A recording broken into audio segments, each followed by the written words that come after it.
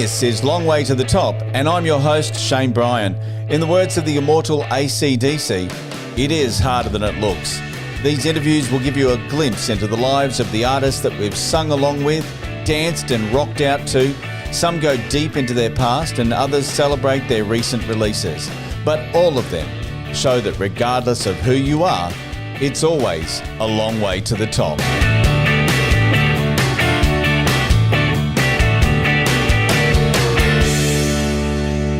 This week's guest is an artist who was christened by Sid Vicious after a big night out with the title deserved of a legendary reggae artist, yet his music has been described as a fusion of post-punk, performance poetry and sound landscapes. Jah Wobble, born John Wardle, was the one-time bass player of Public Image Limited with John Lydon, worked with artists like U2's The Edge, Brian Eno, Can, Ministry, Killing Joke, and now has a brand new album created with the help of Jon Klien from Souxsie and the Banshees.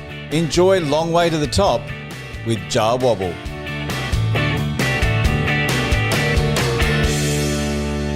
Jah Wobble joining us on Long Way to the Top. How are you, mate? I'm good, really good, Shane. Yeah, I did that just as you took a sip of the coffee. That's I do that every time. That's tea. Yeah, the only time I have strong coffee, and I do like lots of strong coffees early in the morning. Yeah. So as soon as I get up, I must have at least 4 or 5 double espressos. Wow. To get going, which is quite extreme. And the only other time is if I've got a show and I feel not nervous, I'll drink 2 or 3 espressos, double espressos. Yeah. That's on the rider. Good quality coffee espresso available backstage. Yes. So I'll have a couple of that just to get me wired a little bit and nervous. That's just strong. I don't do drugs. I don't drink. Yeah. So caffeine's the only thing that I use in that way, which is fair enough. I mean, the footballers, my son was a professional footballer for 5 minutes when he was very young, my younger boy, and they'd all hit the red ball before training. It's not like caffeine's sort of acceptable to me, but I don't drink it all through the day because you just get wired and it's not pleasant. Yeah. You went on record, saying that you did give up alcohol quite a while back, and you've been sober now for many, many years.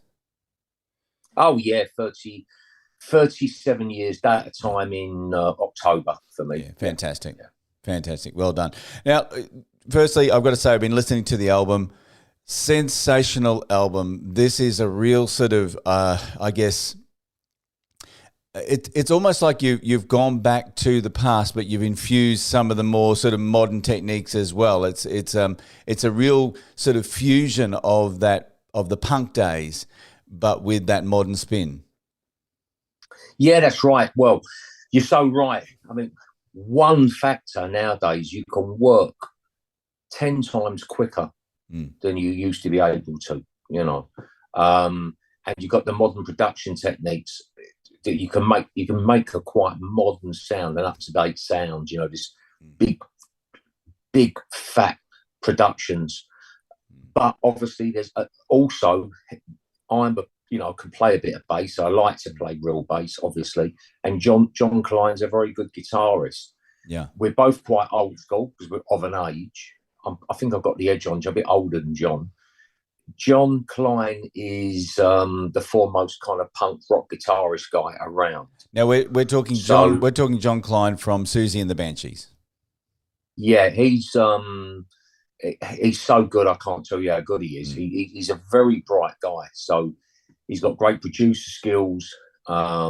He's technically very proficient. He's a guy that can film and edit a video himself. He's one of those. Normally people are either technical or creative, and he's both. Yeah. He's very knowledgeable about music, and a lot of the music I'm not knowledgeable. A lot of the acts, kind of rock bands over the years that are just bypass me. Yeah, he knows and give you the history of them and who's in them, and etc. etc. Whereas I'm more black music, more. I grew up listening more to reggae and to jazz, black American players mainly. So when I first worked with Jon was on the Metal Box Rebuilt album for Cleopatra. Yeah.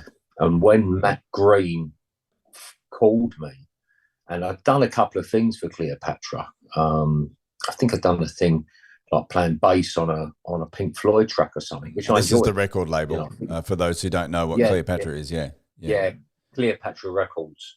So I just had the beginnings of a relationship with them, and they said to me, Matt called me and said, would you consider doing a new version of Metal Box? I think he thought that I would say, it's an iconic record, I really don't know. Or maybe I might even have been offended. How dare you ask me to? But immediately I said yes, for two reasons. One, increasingly the last few years, the public image stuff is on my mind, and kind of thinking of expanding it, and, with the benefit of hindsight and experience of making new versions of it. So I'd already done a couple of new versions of that stuff on live with my band, Invaders of the Heart. So that was one factor. It was on my mind anyway. Number two, at the time he asked me, I was working on a community project with Jon Klien. Right. And that had been stymied by the lockdown with COVID. So John and I continued to do it as best we could on Zoom.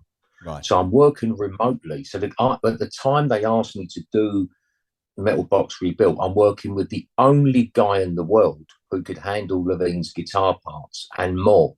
It was absolutely perfect timing. So that's how the relationship with John developed from this community music project that I started. And a mate of mine who I do it with for a London borough was a good friend of John and drafted him in. I've met John before. He filmed one of our gigs years ago. But then we become friends through the music community. So we're generally jamming with lots of people. Today I've been all day with him, we're doing a community thing tomorrow in a park in South London. So we just work together a lot and talk a lot about music. So we become friends. Yeah. So Metal Box happened. It was perfectly fortuitous, good timing. And then once that was done, Cleopatra Records came back and said, hey, we're really happy with this. Yes. It's selling really well. Would you be happy to do a new album? And it's like, yeah. And let's do, you're a kind of rock. They're Cleopatra Records. They're a proper outfit. They understand the whole post-punk thing, really well. So it's like, okay, let's make. Why give them a kind of offbeat dub record? Even though Matt's a big dub fan, to be fair, there'd be no point. I can do that any day of the week. Yeah. But this was a chance to really make something, have fun, write a ton of lyrics, and really extend oneself with the playing a little bit. Challenge yourself to make something really special and good. It's not too difficult to do left field things, the things that are going to appeal to a niche audience. It might be kind of dub folk rock or something, and it'll be a really good record. It'll have some cachet and some appeal. It's all good, but it's kind of safe. When you set your stall out, okay, let's try and be as commercial as we can without being too crass. You're challenging yourself. Do you know what I mean? You can fall flat on your face. I'm glad you mentioned that because, I guess it kind of, it extends from that original punk where it's, bass guitars, drums, no keyboard. We don't want any of that. And I think you started to go down that track with, and you mentioned Public Image, right? So Public Image Limited was very much leading into that. So I see this as very much an extension from what you started, in that whole Pill outfit. That's absolutely correct. When we discussed the record, it was, okay, let's make something obviously with a heavy bass sound. Let's take that post-punk thing. John gets it. So it was very much working with that sound and that shape with the music, with the bass and the guitars. There's not much more to it. There's little tiny bits of keyboard and there's backing vocals, but it's very much a bass and guitar record, very much. Now, I'd love to go back, before we talk about the new album, I'd love to go back into your past a little bit. And firstly, you were born John Wardle. How did the name Jah Wobble come up? Sid Vicious. My name's John Wardle, John Joseph Wardle, and me and Sid were trying. I think it was near. I'm in London at the moment. I'm in Chelsea, West London, and I think it was up the road from here somewhere. Mm. We were trying to get into it. It might have been Gunter Grove, possibly, but I don't think so. It was some lower floor kind of house. We had the key to, and we'd been out drinking, and so we had the key, made probably to a squat somewhere. Yeah. And so we had to get into this squat. This was before Sid was called Sid. Yes. And we were lagging drunk. Sid had been drinking Newcastle Brown Ale, which he really liked. Right. You know, that was his tipple for some reason. So, which is quite a strong beer, you know. Yeah. So we were trying to get through the door, and we were lagging drunk and just couldn't get it working. I think we probably had the wrong key, and we gave up and we went somewhere else. It was too high to climb and all that. But as we were trying to get it through, he said to me, "I'll go call you Jah Wobble because you like reggae." And I said, "Oh, Fizz, but I'm going to remember that. I like that. I'm going to keep that because people won't forget it. People won't forget it." And we had that lot, so anyway, and I didn't forget it. He probably did, but I didn't.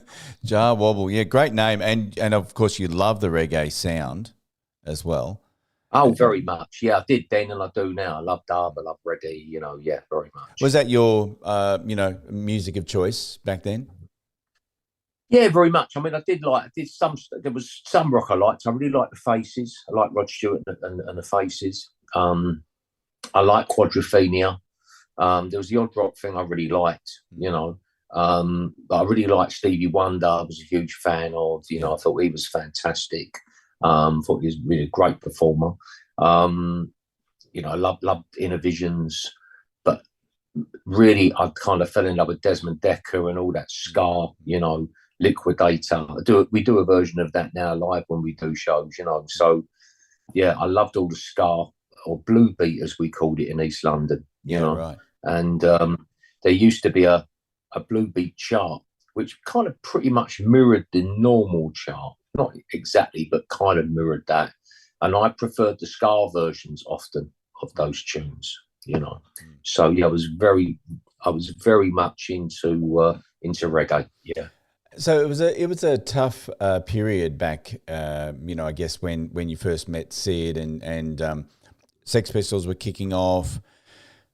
And there's been I was reading an article where it was said that you were going through a pretty tough time and you were literally burning furniture to keep warm. Oh, that was it was actually. Yeah, that was kind of just a bit after the Pistol started, kind of mid probably about 76, 77. Yeah, I did set fire to furniture in the borough. It led to a big fight actually in a North London public house, although boroughs in South, and with a guy who, quite rightly, really, he'd brought his furniture to the flat, to the squat, and I set fire. He wasn't there one night, and we used to all be gallivanting about all over the place, and I set fire. Yeah, I set fire to it. It didn't go well because it was very varnished woods. There was a lot of toxic smoke. There was a fireplace, to be fair. Didn't just burn it in the middle of the room. I set fire to that. A guy called Brian the Ted and another guy called Vince Bracken. And the guy in question was really upset. We're still friends. It's fine. We got made up. We had a very brutal fight, to be fair. He attacked me with a broken glass. Right. And I ended up, fighting him, hitting him with a pool cue. It was a proper but nasty fight. It was better fighting than me. I was quite fortunate, really. I fought kind of a rearguard battle, and then after he knocked me over a snooker table, the fellas there put the snooker cue through the doors of the largest, big Irish pub. They put the snooker cue through the handles of the doors to prevent anyone coming in. And so the fight could play out to its natural conclusion. And he was really, stronger than me, and he hit me, and I think we grappled, but he sent me flying over pool table, and as I landed, luckily there was a pool cue fortuitously for me on the floor, so I was able to gather my wits, and I was a bit stunned, and to make a well-timed blow. He didn't even go down.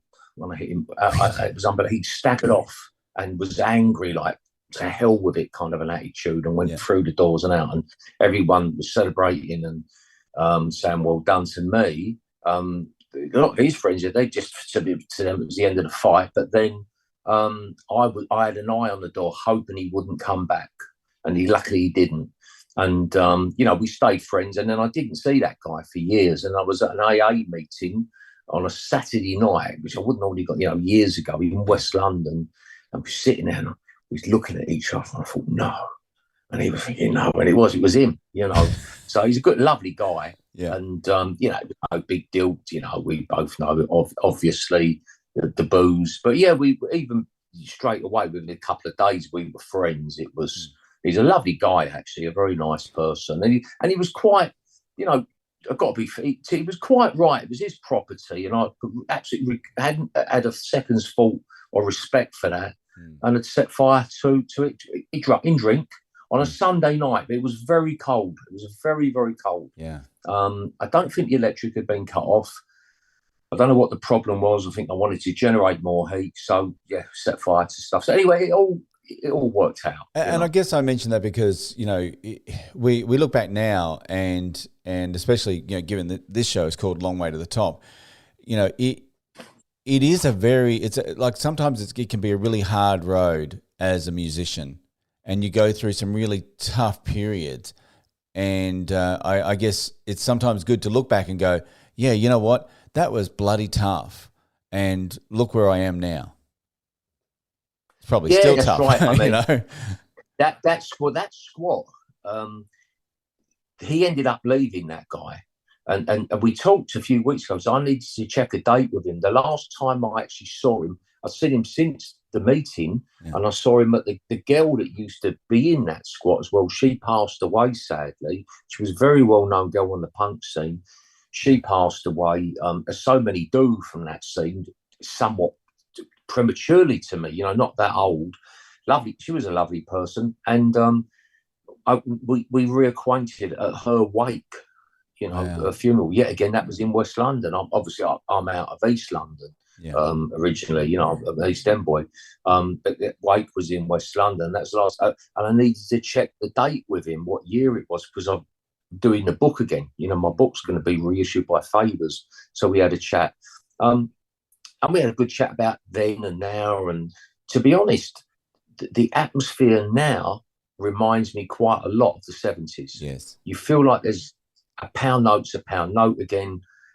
People are really under financial pressure. Cost of living is going through the roof. In the 50s, a pound note was a pound note. So the TV channels, you'd have programs like Minder by the time you got into the early 80s.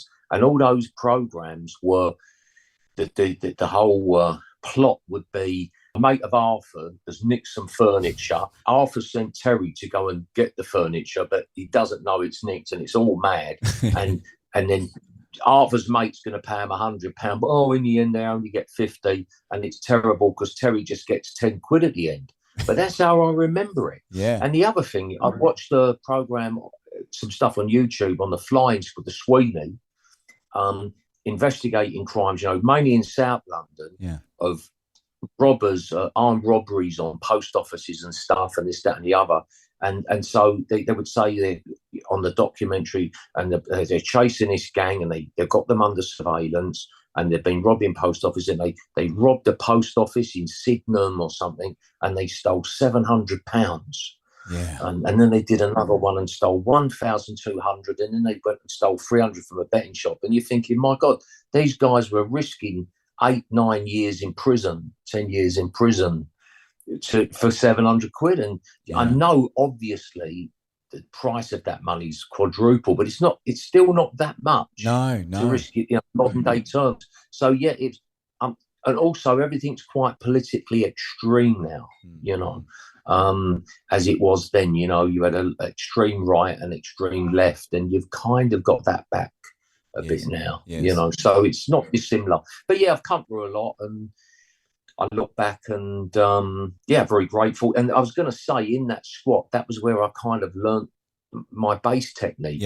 All the furniture had gone, so was either burnt or taken away. So I was left there with no furniture, apart from a headboard of a bed. The bed had gone, but a headboard was left. So I had this terrible Music Man short scale bass.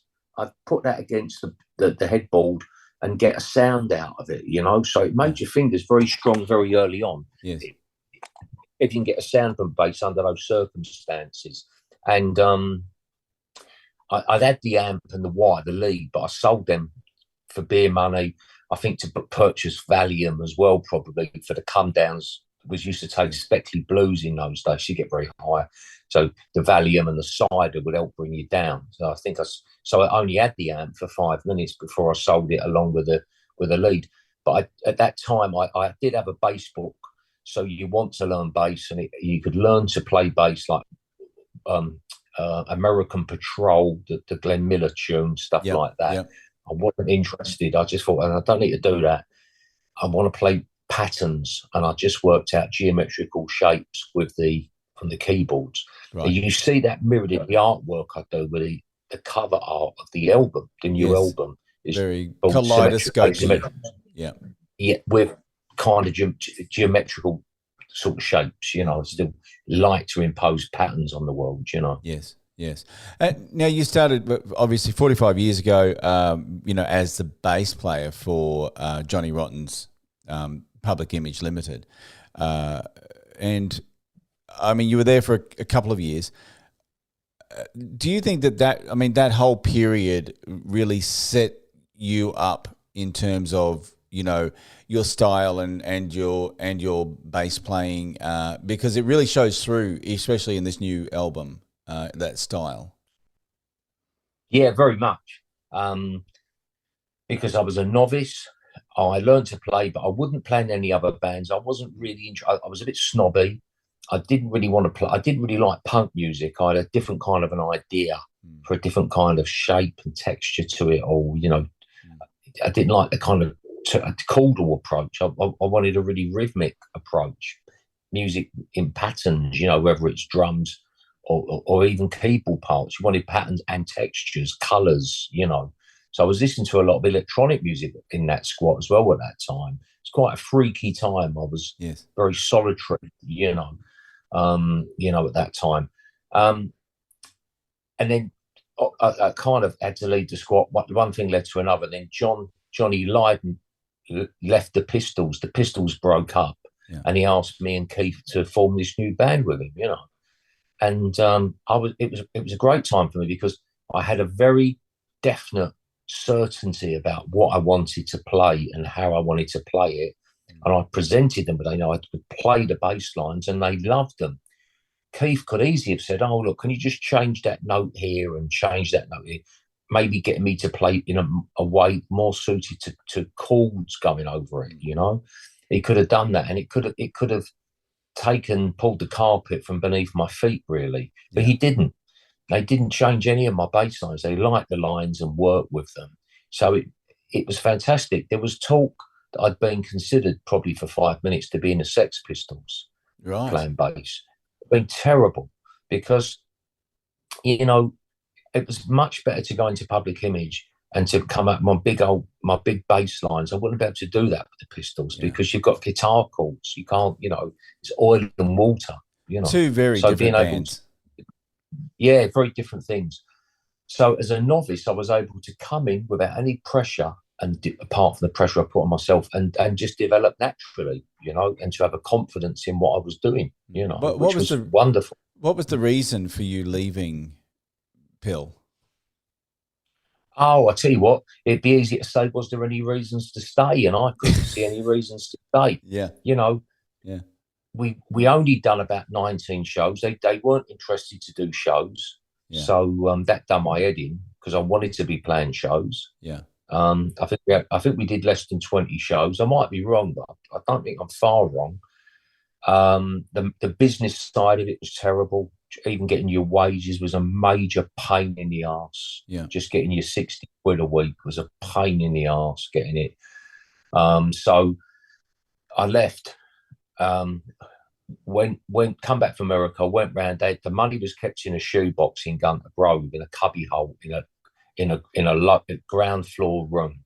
So I went in there, very determined. Right, I've been messed about by you lot. I'm not having this. So I went in, got the shoebox, which was full of high denomination notes. I think £50 note, which is a lot of money then. I think it was more than 20. So I think it was £50 notes. I think it's probably the highest you could get. I would think. Yeah. Maybe they had £100 notes then. I don't know, but I think it was 50s. And I went off to America again on holiday and hired a car, went and drove virtually coast to coast in a Thunderbird, which was a wonderful motor, and went to America and this, that, and the other, and then got some money in from solo stuff from Japan and one this, that, and the other, and kind of I was very happy when I left. But obviously, it'd been a very important time for me, and in 2 years, a lot happened. I become a player. So I was very, as I say, I can realise I was very fortunate. The business side of it was bad. It took 16 and a half years to get the publishing royalties sorted out. Right. So it was a normal kind of nonsense crap you get in the music business. Anyway, none of it matters, because I was able to sort of get myself set up in music, because you have to think I was living in squats and it wasn't good. And I was back home temporarily in mum and dad's council flat, and they were saying, you telling me because the rule was you bring £20 a week in or you sling your hook. Right. That was it. Yeah. It was there was no mucking about. So when Pill happened, it kind of saved me baiting for having to get out. And I don't think I ever went in another squat. I ended up getting a little council place myself in Shadwell in East London. So it all worked out. But anyway, so Pill got me playing, got a certain style going for me, got very unhappy with it all, with the atmosphere. And there were certain other things, Keith was on drugs, Keith Levine, we all taking drugs, to be fair, but different drugs at different times. That's probably the problem, Yeah. But anyway, he was getting really bad, and it was just a nonsense. Somebody needed to put their foot on the ball. Yeah. And I just didn't think it was being well run. There wasn't management, which was probably good in a way, not having management in so far as we were able to do a very extreme record with Metal Box. If you had a sort of typical music business manager, you probably wouldn't have got away with that. So it all kind of worked out. Yeah. I left Pill, didn't really know what was going to happen. And I thought for 5 minutes, well, that's me done. I've had my little time in the game and whatever. But then I immediately started working with Holger and Jackie from Can. Yes. So we did, work with them. We did How Much Are They EP, that become an album. And then I did Snake Charmer, working with The Edge from U2. So actually, this world opened up immediately for me. There's some big names. It was really good. Yeah, there were some big names. Oh, yeah, it was. Oh, Holger, Jackie's. They're the two most impressive people I've ever met in music, especially Jackie was like a master player. It was incredible. We've become very tight. I really like Jackie a lot. We've become very close, musical brothers in a way, Yeah. And The Edge from U2 was a nice fella, and was, and I got my own odyssey started. I started Invaders of the Heart Mark 1 and this. It was all good. I'd screwed up within a few years because I went back on the powders. When I left Pill, I'd stopped the powders. I went back on the powders. I was drinking really heavy, screwed up. Never really stopped playing music, but I had a couple of years out in the wilderness, really, while I was still developing my sound, which is good for me. So I come back into it, in the late 80s, when the rave thing started and Andy Weatherall come out of a remix, and I was back in with it all. I'm like Forrest Gump. I've just popped up at the important times and places. So here I am. I was in, in the 80s, I was in New York as hip hop started. I was there. It was incredible. Around all the loft scene, like Forrest Gump. I just pop up when everything's happening, The Forrest Gump of the music industry. Yeah. Now, your new album, A Brief History of Now, I've got to say that even though it harkens back to the punk era, it addresses some really important themes, I guess, that have really been thrust upon us, especially in the last few years. I mean, what was the impetus? What was the start of the ball rolling for this album? Right. Cool. There's a lot to talk about, Shane. Okay. There's a lot of tracks there for starters. Mm-hmm. Right. Now, mate, so let's start with a single, Last Exit. Yep. Stuff like Last Exit, the title track of Beef History Now, they're pretty much sort of, and the one about coming home, the kind of, there's like a country and western song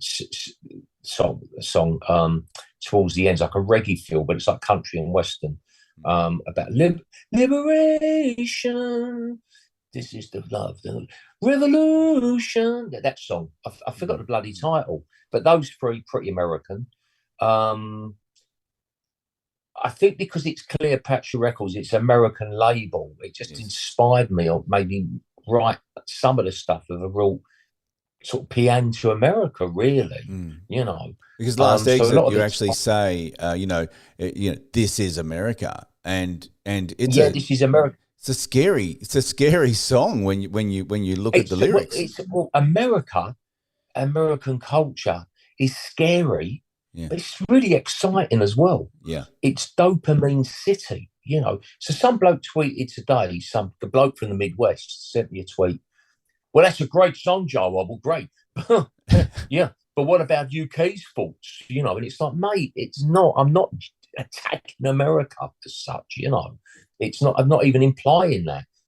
It's just a snapshot of things of American culture. You as an Aussie, me as a Brit, you know, we're formed very much by American culture. That's been the dominant culture, really, you know. So you're very informed by that culture. So, you know, at my age, to write, so I'm going to show America's horrible, and you know, and you know, and it needs to be cut down to size or something. I absolutely don't think that, you know. So the whole thing is, it's scary, but it's very exciting, and the thing about modern culture, you know, all those digital platforms are, you know, are based in America just about, you know, and it's all, you know, these YouTube shorts and TikTok, and I think TikTok's probably owned by China, I think, you know, or whatever.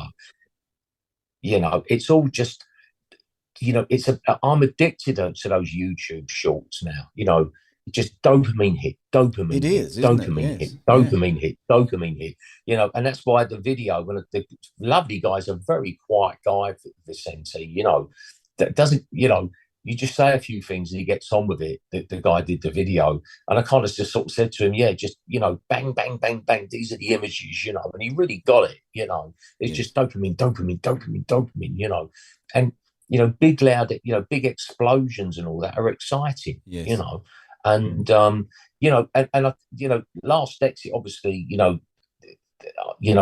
I remember I'd see Last Exit to wherever you're driving down the highways in America. But of course, there's the book Last Exit to Brooklyn, and you know, that kind of American literature really excited me. You know, and you know, I was very well read as a young man. You know, Hemingway, Steinbeck, you know, I can't even remember the guy that wrote Last Exit, but you know, all this modern Updike, all this modern American literature, and it was all this big country that's very exciting. So all this was an angle, and the whole frontiers thing, you know, it's quite a young country, really, you know, and of course they kind of, you know, they broke away. You know, they had the revolution and all that stuff, but it's pretty young, and the whole frontiers thing is, you know, I find very interesting. So it's just a sort of an observation of all that. And it does pertain, you know, something like Last Exit, the song, pertains to samsara, you know, in Buddhist sense, you know, this illusionary external world, you know, that's both heaven and it, you know, it's hell in a way. You know, it wears you out. There's no happiness to be found in it, but it's made from the same stuff as heaven. You know, if you don't get attached to the movie and you're just in it, you know, it's beautiful as well somehow. You know, so it's just a taste of all that. I'm not trying to say a particular thing in it. You know, it's just as much as what I'm saying, and as much as anything, is wow, what a trip! You know, this is amazing. Like, you know, it's scary. It's this, and of course, it's all illusionary anyway. So that's one angle. With something like I Am, which is the videos, I'll send you the video. If you give me your email, I'll give you a preview because it's out tomorrow. I'll send you that. Great. You know, when it comes out. But anyway, it's a terrific video. Yet again, this Vicente guy. And that really is deeply spiritual. You know, I tried to write a song that's the basis of spirituality in a way. I am, you know, I am before I'm this or I'm that. Even before any gender or any kind of conditioning, I am, you know. And so, you know, I am, and maybe there's something before I am, but I am is that presence, that awareness that you have as a baby. Everything. So we've got this samsaric world, the dopamine thing, hit. This world, explosions, hate, love, war, passing clouds, you know, continuous movement inside and outside. But something observes all that. Yes. For that movement to be observed, there must be something that isn't moving, you know, that's still that observes it. I'm not the same guy personality-wise as I was 2 hours ago, exactly, or last week or the week before that. We're all continuously changing. But something does stay, not exactly fixed or permanent, but there's some all-pervasive presence that is the same as when you were a baby, is the same as last Wednesday afternoon at 2 o'clock, is the same as 3 minutes ago, is the same as 2 seconds. I am just the awareness, you know, innate nature, if you like. It's formless, it's colourless. You can't find it. It's got no exact location. You might claim it's the brain, but think again. You know, if you think it just lives there, then you get into, you know, we get into the fallacy that somehow spirit came from matter at some point. It was the Big Bang, and then matter came, and at some point we can't say exactly when, but consciousness appeared. Really? Yeah. Okay. Come on. You know, it's got to be consciousness. Come on, let's just think this through. Conscious has to be sort of ever unborn, really. Had to be there from the very beginning, Well, even before beginnings, you know, you've got this clear awareness. No center. It has no center. It has no edge. So anyway, that's basically what that tune's about, and it's about what, you know, going through Tesco's. What that's kind of saying is, you know, you're going through Tesco's, and then suddenly, you know, you're flying high above the tin goods aisle, and you're flying above the River Nile. That all this stuff is so malleable. This external world, just it all melts away. You know, it melts away as you become more in the I am. That permeates this, and my I am's the same as yours. It's beautiful. I'm not saying, oh man, we're all one, you know, we're all in this fixed, permanent, eternal, happy, clappy state at all. You know, words, linguistic designations, you know, they just run out of track, words that, you know, they can't cover all this. But anyway, that's what that tune's about, you know. And then something like what about Wrong Side of the Line? Now that interested me. Right. Wrong Side of the Line, that was written for a famous British football manager as part of a community idea charity raising thing. He's a lovely guy, he's a mate of mine. I don't think he's ever heard the track because he said to me that those guys are always busy, right? Yeah. They're always dealing with some issue with injuries or some terrible issue, or they've gone to a new club. He's a really lovely guy, good mate of mine. So I don't think he's ever heard the track, you know. You've got a really great chorus underlying the whole song, haven't you? Yeah, well, that's right. It's quite a strange sort of it's not your normal verse, chorus, you know, but it's very good. Anyway, I'd done up the backing track for this guy, and John did a guide vocal, and John's like, I just done this crazy guide vocal, and obviously you're going to write. I said, yes, I'm going to write some proper sort of words. And then I heard his thing, and I really liked it. And he doesn't know anything about football. But it was like, John, you don't know anything about football, but your words are better than mine on this. Right. So I did the spoken word stuff, you know, stay switched on, and, you know, what's it all about? Money? Have you got enough money? And it suddenly turns into starts to take on a different meaning.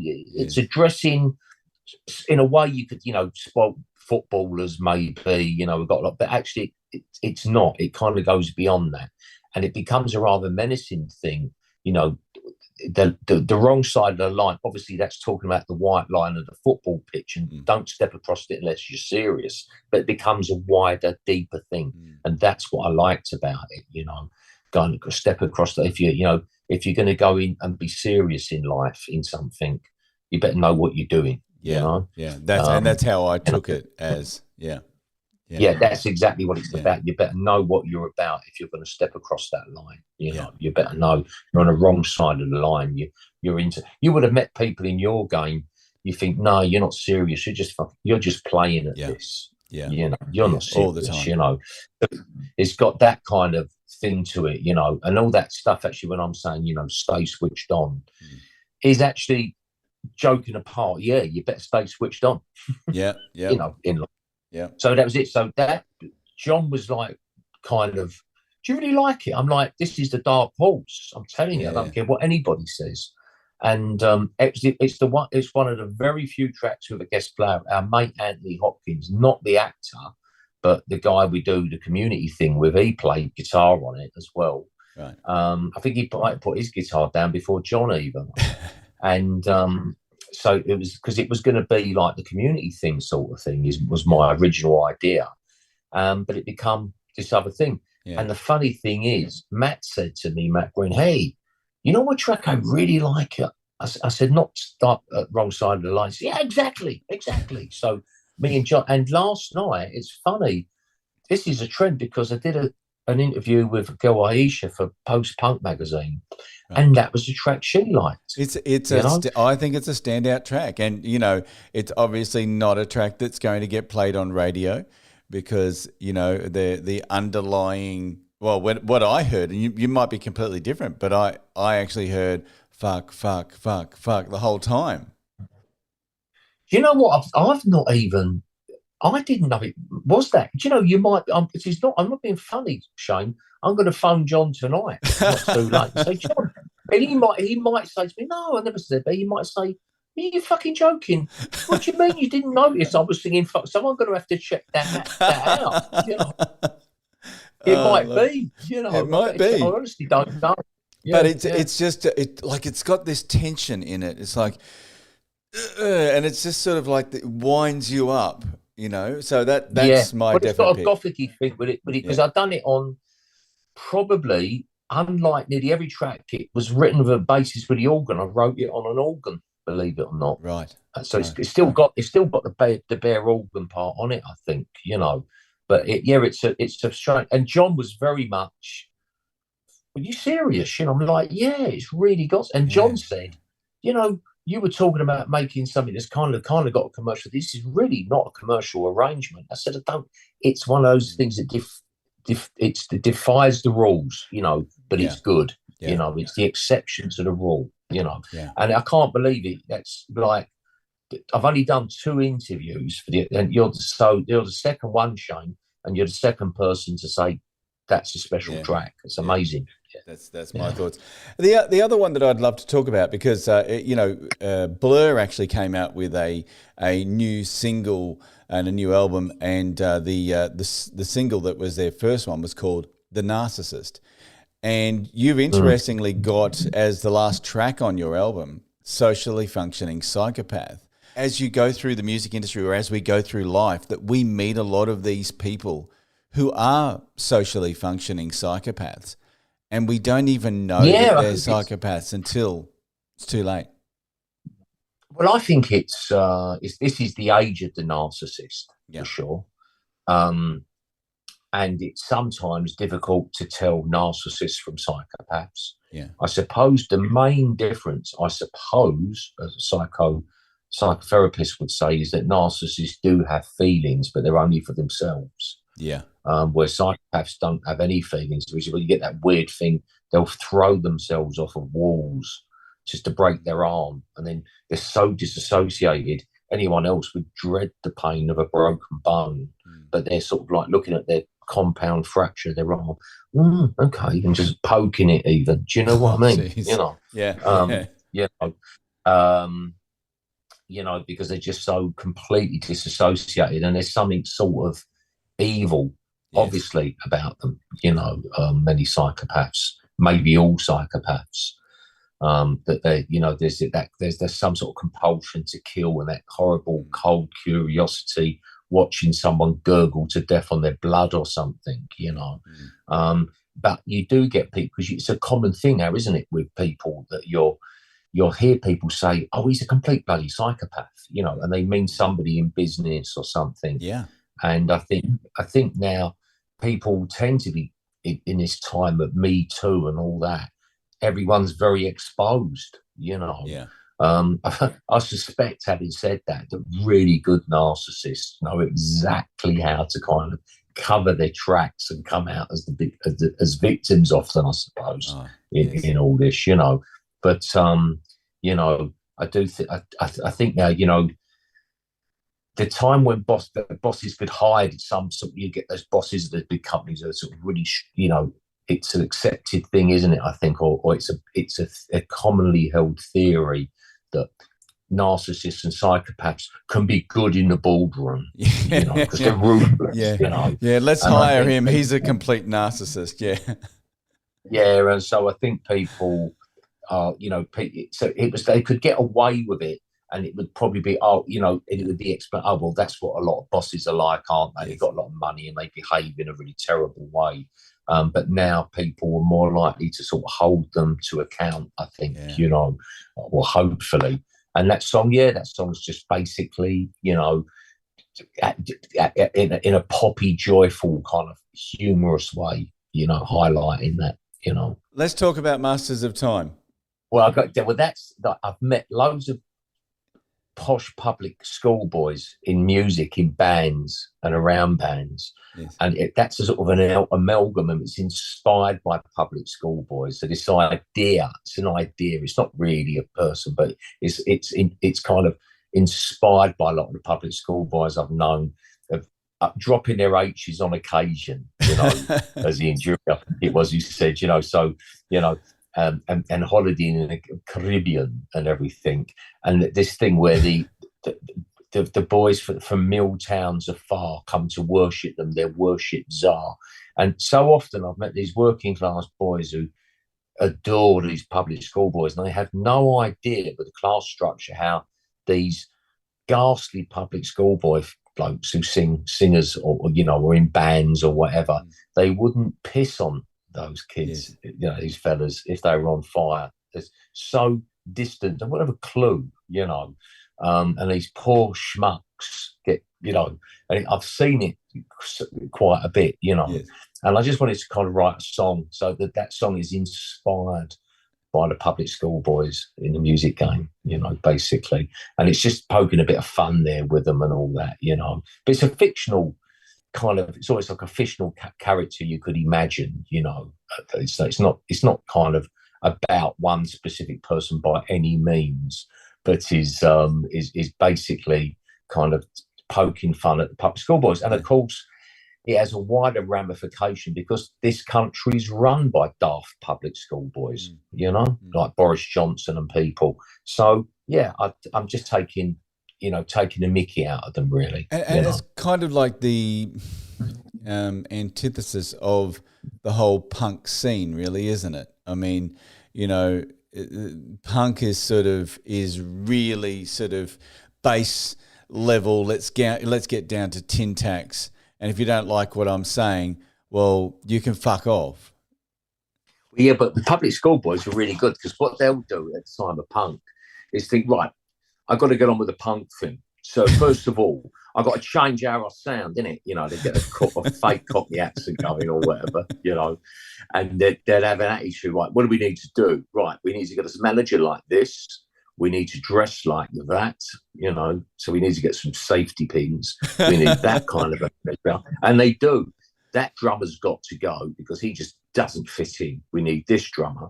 That guy's going to go because, he's on drugs, not having him in the band. So he goes, or he drinks too much or whatever, everything's just, kind of, they're so used to sort of taking command, and this confidence to sort of, and kind of, often kind of paint by numbers as they go, shamelessly, So that was a song dedicated to sort of Tosser public schoolboys, really, to be honest. It's almost like an episode of the young ones, really. Yeah, I mean, it's sort of a bit of it's kind of pastiche, really. Yeah. Hopefully, the album's a success, and I'd like to do a video, a Wrong Side of the Line, and I think Matt would be inclined to do that if we could, and Masters of Time. I'd like to, I'd like to do a video. It'd be great fun. I don't think you could do it green screen. You'd have to find the location. And I'd love to play the part of the public schoolboy, get a syrup, and they would sort of sweat back hair, and lounging around, Mate, sunny climes. You're like me. We need hair first, though, to be able to do that. Yeah, that's it. Yeah, so I'm hoping that happen. Some good CGI. I wear a syrup wherever I can, mate, because it's fun. Yeah. Well, look, I really hope that the album goes well and reception is great for it, and comes out. Well, it's out now, and where can you go to buy the album from most of the online stores, or is there a better place to go to? Yeah, I would think Cleopatra get it out everywhere. Distributed by RSK in Britain. Yeah. I'm not sure distributors will be around the world, but it'd be on Amazon and any online stores will have it. Their distribution's pretty good. They're not mucking about. Yeah, fantastic. And it'd be an all digital. They release, I think, the same time digitally as well. So it's all good. It'll be out there. Yeah. Mm-hmm. Oh, fantastic. John, thank you so much for your time, and it's been great chatting with you about not just about the new album, but also about your incredible history too. No, my pleasure, mate. My pleasure. All right. Thanks, Jane. See ya. All the best, mate. Thanks, John. See ya. Bye-bye. Bye-bye. Thanks for listening. I hope you've enjoyed this episode of Long Way to the Top. Hit plus or follow to subscribe to the podcast, and head over to Facebook at the Long Way to the Top podcast and give us a like.